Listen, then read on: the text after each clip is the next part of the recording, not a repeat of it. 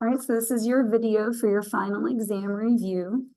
For this one, we're going to draw our two little houses, and then we're going to go over to Desmos, and we're going to make our table. So we're going to type 250 divided by x, and we need to find a number on the table that is going to be a perfect square. And it doesn't matter which side of the table it's on. I need to go a little further. Let me see. There it is. So 25 and 10. So we're going to put 25 under the first one, 10 under the second one. And the whole purpose behind choosing 25 is that that is a perfect square. Your square root of 25 is 5. So 5 square root of 10. But if it's multiple choice, which the exam will be, there aren't any variables. You can type this and then type all the choices until you can pick the one that matches. Which actually, this is going to be the same thing. So let me just go down to the one below it. It's the same, except we need a cube root. So again, I'm going to go over to the calculator. We're going to clear this out. And I'm going to type 1,536 divide by x, make the table. And 512 is a perfect cube. You may not know that one because that's a little bit big. But we're going to use 512 and 3. And your cube root of 512 is 8. So if you didn't know that, you could put it in the calculator. And again, if it's multiple choice, if there aren't any variables, you can type the problem, type all the choices, and pick the one that matches. Now for this one, you can't type the whole thing in. We're going to do the number first, and then the A, and then the B. So I'm going to do the same thing again. So we're going to type in 108 divided by x and make our table. So we're looking for a number we could square root, and there it is, 36. So we have 36 and 3. And then for the variables, you're looking for an even number. So 36 is an even number. I'm going to leave that a to the 36th alone. 49 is not an even number, so we're going to build two little houses. It'll be b to the 48th, and then b to the first, a leftover b. And then we're going to reduce each of these, well, all the ones that we can. So your square root of 36 is 6. And then the whole point of picking even numbers is we're dividing these by 2. So 36 divided by 2 is 18. 48 divided by 2 is 24. And then whatever's left over, in this case, the 3 and the b is just going to stay under there. So you split it all into your separate little houses and then reduced all the ones that you could. Now, when you're adding them together, they need to be like terms, which these ones are. They're both square root of 7. So you're just going to add the numbers out front, and it'll be 13 square root of 7.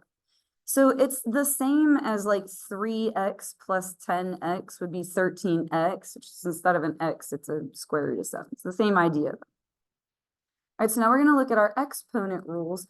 First, in the numerator, we're going to multiply these together. So negative 5 times 3 would be negative 15. We're going to add the exponents for these. When you multiply, you add your exponents. So 7 plus 6 is 13. And then y times y is y squared. It's 1 plus 1 equals 2. When nothing's written, it's a 1. All right, we're going to leave the denominator alone. And then we're going to reduce this. So negative 15 over 10, they'll both divide by 5. So that'll be negative 3 over 2. And then we're going to play tug of war with the rest of these. So for the x's, the top wins by 8, 13 minus 5. And then actually that's it, because these y's are going to cancel out. So that's our answer. For this one, we're going to square everything. Negative 2 squared, you can type in the calculator, but that will come out to be 4. It's negative 2 times negative 2. So the negatives cancel out. When you do a power to a power, you multiply them. So negative 2 times 2 will be negative 4. We'll have y squared. You can think of a 1 being there. 1 times 2 is 2. And then 5 times 2 is 10. And so then I'm going to combine those x's. You add the exponents. So negative 4 plus 10 is 6. And then the y squared is kind of just. Here, I'm gonna reduce everything inside the parentheses, and then we'll square everything. So that 4 is kind of just there. There's not another coefficient in the denominator to combine that with. And we're gonna play tug of war for the rest of these. So for x, the denominator wins by 3. And for y, the numerator wins by 5. And then we're just gonna square everything. So 4 squared is 16. Power to a power means you multiply. So 5 times 2 is 10. And then down here, 3 times 2 is 6. So those are your exponent rules. All right, polynomials, we're gonna subtract. So the first part is gonna just stay the same. You're literally just gonna copy it. And we're gonna distribute this negative into here, which means everything is just going to flip-flop its sign. So they're all opposite. And then we're gonna put the like terms together. So 7x squared minus 3x squared would be 4x squared. 3x minus 9x is negative 6x. And then negative 4 plus 5 is 1. When you're adding, you don't need to distribute anything. We're going to just combine the like terms together. So we have 1c squared plus 3c squared. So that would be 4c squared. Negative 8c and negative 8c would be negative 16c. And then negative 6 plus 5 would be negative 1. Multiplying is where you're going to draw the little box. So we're going to have a 2 by 2 box for this one. 3x plus 9 will go along the top. 5x plus 4 will go along the side. And then you just multiply them together. The squares just keep you organized. So in the first window, you're going to have 15x squared. Here we're going to have 9 times 5x. So 45x. In here, 3x times 4 will be 12x. And then 9 times 4 is 36. And then the diagonal ones are going to combine together. So we're just going to add those together. It'll be 15x squared plus, what is that going to be? 57x plus 36. So we're going to do the exact same thing with this one, except it's a 2 by 3.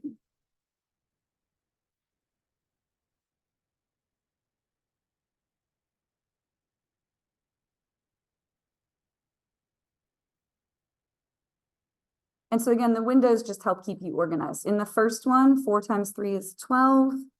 X times x squared is x to the third. So when we multiply these two, it'll be negative 6x squared. Right, and then in this box, we're going to have negative 21x.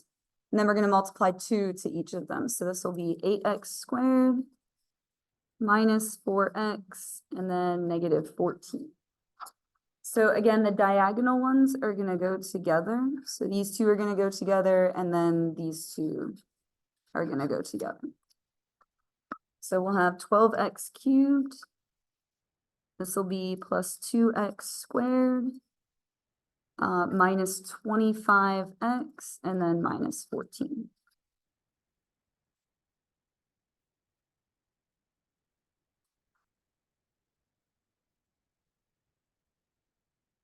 All right, for this one, you don't need to draw little boxes because you can just distribute into here. So we're just going to multiply 2a through there. So that will be 8a squared plus 6a to the fourth plus 8a. And that's all that there is to that one. You're just distributing the 2a.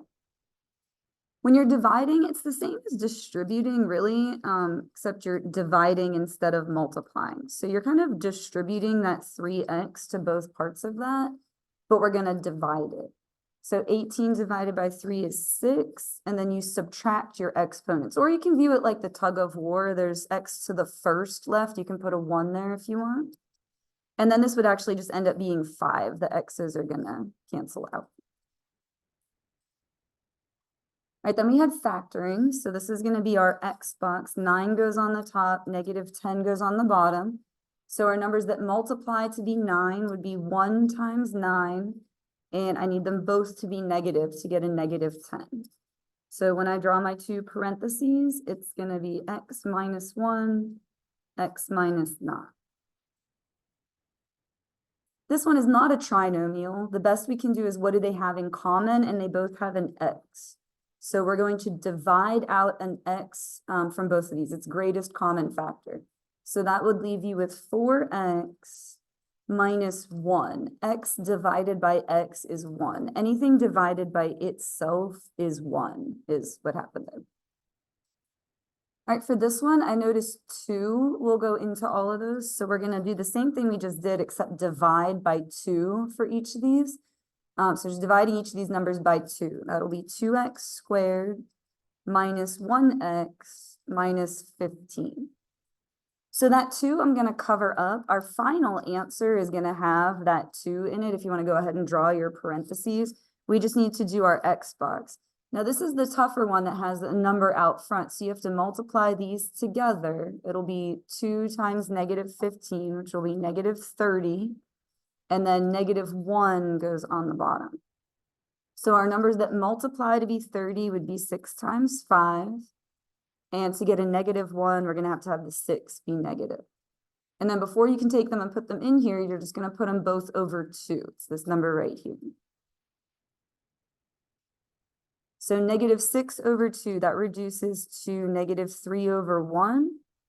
And 5 over 2 does not reduce. And then just remember, you have to start with the denominator. So this is 1x minus 3. And this is 2x plus 5.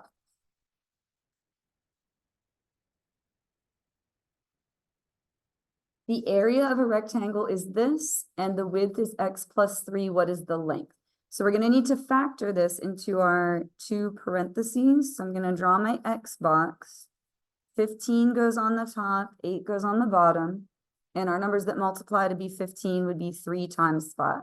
It's kind of nice because everything is positive. And then we're dividing that by the x plus 3.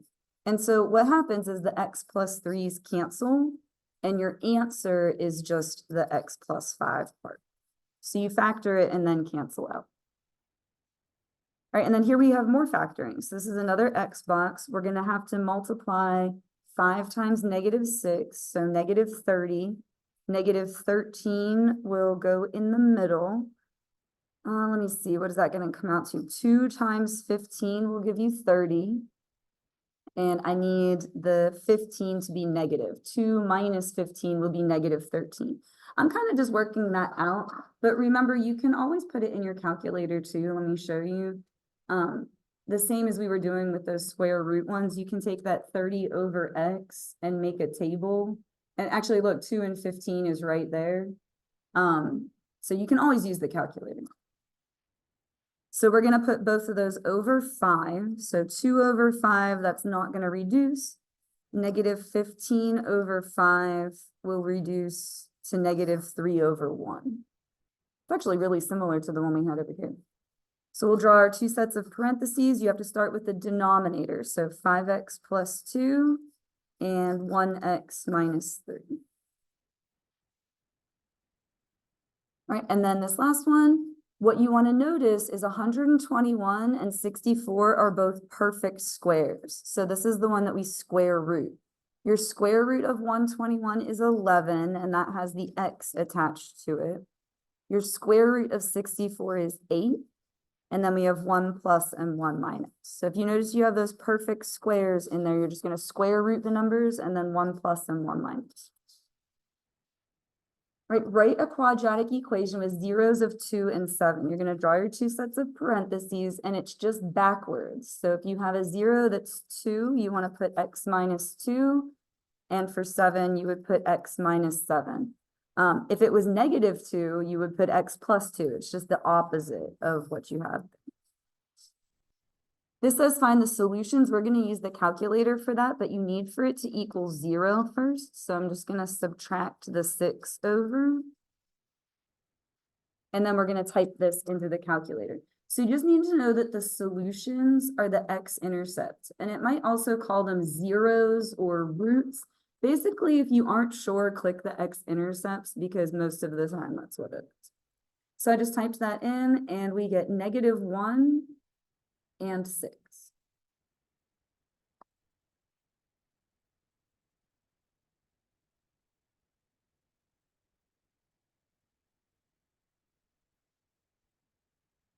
All right, so graph this function using the zeros. So again, opposite of what you see here. So we're gonna have a 0 at 1 because 1 minus 1 is 0. That's why it's opposite. And then -3. Now you can also type that in if you want to get a few more points. So like I got those without needing to type it in. But look, if you weren't sure, oops. Oh, it's not 10. It's -1, and then what was it? X plus 3. So see, we got these points, -3 and 1, just from looking at it. But like, say you wanted the y-intercept, 0, -3. Say you wanted the vertex, it's -1, -4. So you can always get, you know, a few more points. And so this is going to be our U shape. So just like the SOL, you can always use the calculator. What is the domain? It's always going to be all reals. These graphs go left and right forever, so it's going to be every. All right, another find the solutions one. We're going to type that in the calculator.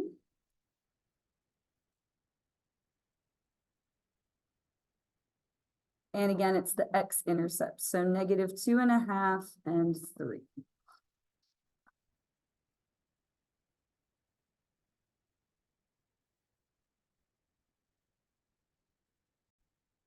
All right, so now we're on to these ones that had the tables, and we're gonna type that in.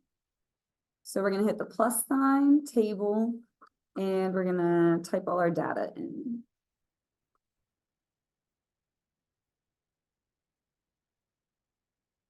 And hit the magnifying glass. And so sometimes it's hard to tell if it's a line or a U shape. Sometimes the problem will tell you, this one says find the line of best fit. And it doesn't really look like it's curving that much, like to connect to this point here. So, you know, it's going to be a line. So y equals mx plus b. We're going to put ones after the x and y, change it to the tilde. So we got -1.3 for our slope and 6.5 for our y-intercept.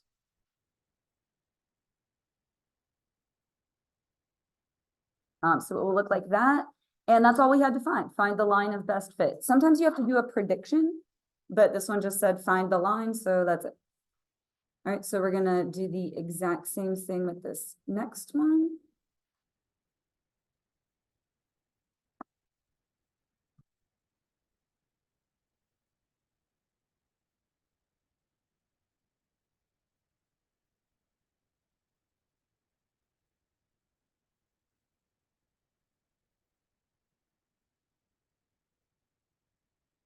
All right, and so that one definitely looks like a U shape. So we're going to do y equals ax squared plus bx plus c. So that's our equation for the parabola, the quadratic one. And then we're going to put ones after our x's and y, and same thing, change this to a tilde. And so it comes up with all of your coefficients there. So it's going to be y equals -1.9x squared. We'll round to one place. Plus 4.9. I realize that would round up to 5, but whatever, I'm gonna put 4.9. And then gosh, that one doesn't round well either. I'm just gonna write -2. Whatever. You'll be able to, if it's multiple choice, which it will be, you'll be able to pick the answer that's closest to that. And again, it just says find the curve of best fit, so you don't have to do a prediction. Oh, but wait, as I say that, I should have read this one first.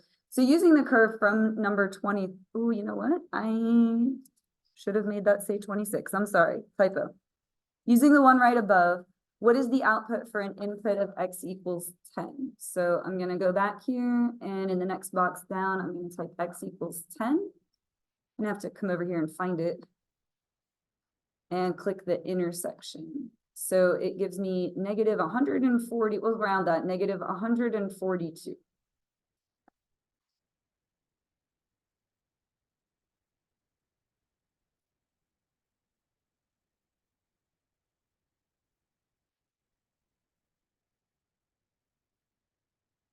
All right, make 2 additional points that will create a direct variation. So one of them automatically has to be 0, 0, and you want it to be a straight line. So you kind of just count the little boxes. It's a slope of 3, so our point will go right. So those are our 2 points. All right, if this is an inverse variation or not, and if yes, write the equation. So what we're gonna do is multiply these all together and see if they all come out to the same thing. So 2 times 12 is 24, 4 times 6 is 24, 6 times 4 is 24, 8 times 3 is 24. So it is an inverse variation, and it will be y equals 24 over x. So there's our inverse variation. All right, and then these are ones from further back in the first half of the year. What is the slope? So what we're gonna do is come over here to our calculator and type that in and just count the little boxes. Now my grid is all messed up from the other equation I was doing, so I'm gonna hit the home button. All right, and we just need to find like 2 pretty points. So I see one right here, and then another one right here. So it looks like we go up 1, 2, 3, 4, and then over 3. So up 4 over 3, that will be 4/3. All right, so evaluate given x and y. Now the only thing with this is you'll need to change it to a and b, because it won't do it with x and y. So I'm gonna write square root 2a plus b cubed. And then down here, I'm going to put a equals 8 and b equals -5. And it will tell you your answer is -121.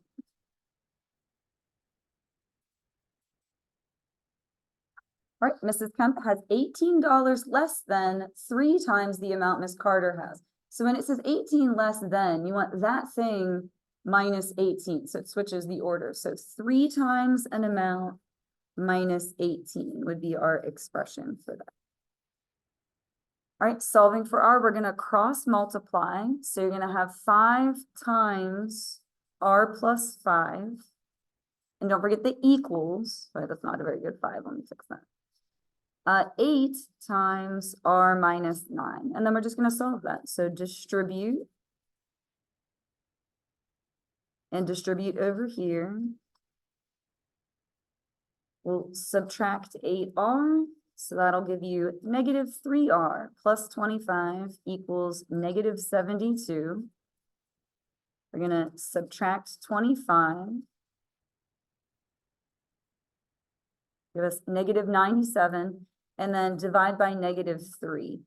I don't think that's going to turn out to a very nice number. Let me just type it into Desmos really quick. I'm not going to bother sharing the screen. I'm just going to type in -97 divided by -3. Yeah, that comes out to a decimal, and the fraction doesn't reduce. So I would actually just cancel out the negatives and write 97 over 3, because it comes out to a really yucky decimal. So I would just leave it like that.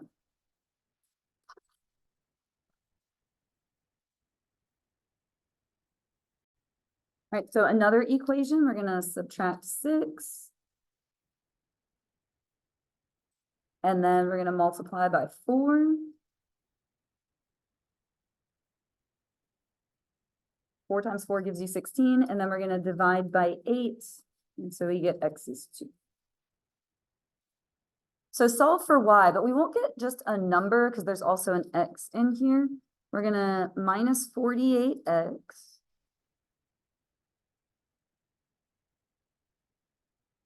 And then we're going to divide by -12. So we're going to divide everything by -12. It's like distributing.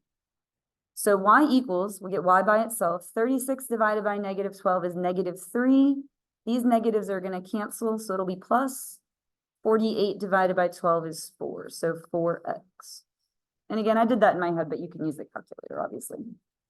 All right, solution to the system of equations. We are going to type that in and click on the intersection. So it is -4x. Well, if there is an intersection, if there's not, then it'll be no solution.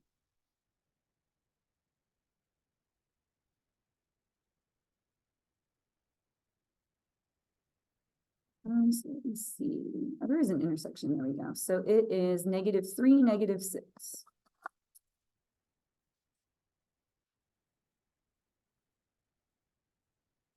All right, admission fee at a small fair is $150 for children and $4 for adults. So we're going to have 150x plus 4y And then we need to find the amount of money. So these both have dollar signs with them. We need to find the amount of money was 5,050.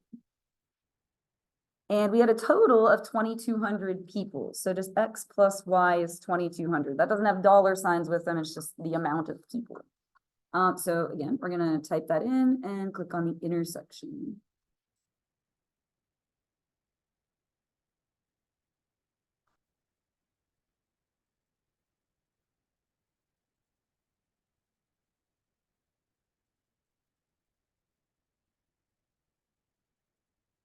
This is gonna be a really big number because all of those values were so large. There we go. So they want to know how many children and how many adults. So it is going to be 1,500 children, 700 adults.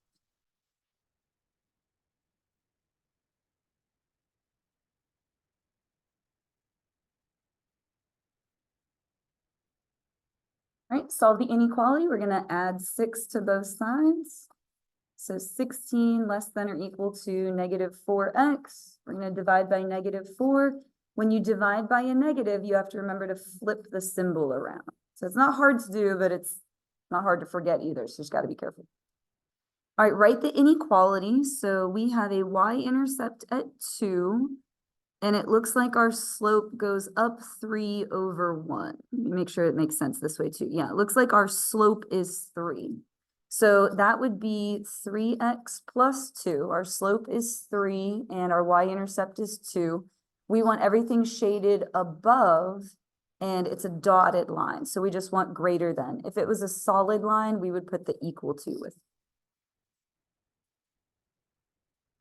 Here, we're going to type this one in the calculator and see which region should be the shaded one. So let's see, we've got 2x plus y greater than negative 2. And then 2x minus 3y is greater than or equal to negative 6. And I'm going to hit my home button because that got really weird. So this double shaded part over here is the part that we want. So that would be this part right here, which is number 1.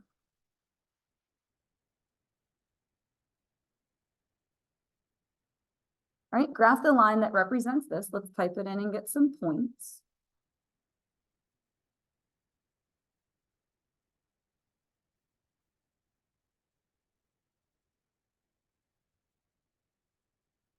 So we can start at 0, negative 1. And let's see if I can find another pretty point, like another one that's good. This will let me here. There's one. Negative 5, what is that, 2? So negative 5, 2 is another one. And then you can count your slope. So it looks like we go down 3, 3, 4, and over 5. So down 1, 2, 3, over 1, 2, 3, 4, 5.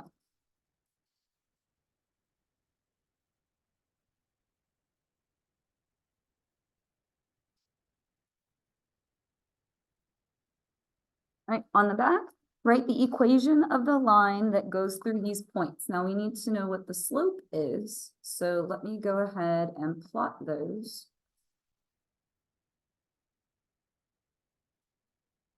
I'm going to have to hit the home button again here to make this look nice. All right, so it looks like we are going down to, down 2 over 2, so down 1 over 1. So our slope is negative 1, and then we need the y-intercept. So it goes down 1 over 1, down 1 over 1. If you continue that, it's going to hit the y-axis at negative 3.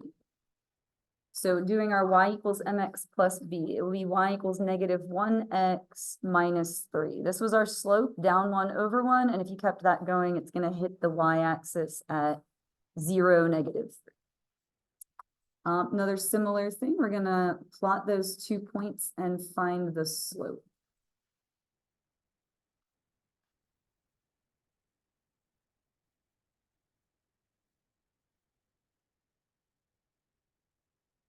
Where is the other? Oh, I was going to say, where's the other points? What did I do here? Hold on. What was the first one? Negative 1, comma, negative 4. And then 1, comma, negative 3. All right, good.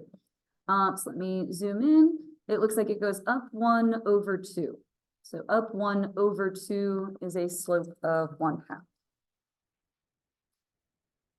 All right, circle the graphs that are functions. So you want to think about a vertical line, which is even dotted in here for you. No matter where you draw a vertical line, you're going to be good. So this one is a function. This one is not because it hits twice. And this one is also not because it hits twice. So this is the only one that's a function. And then here we are going to just type that in the calculator. So f of x equals negative 5x plus 4. Oops. And then we're going to do f of negative 2. So 14 for that one. Right, so you guys are going to do your Delts Math assignment that is called Algebra 1 Review.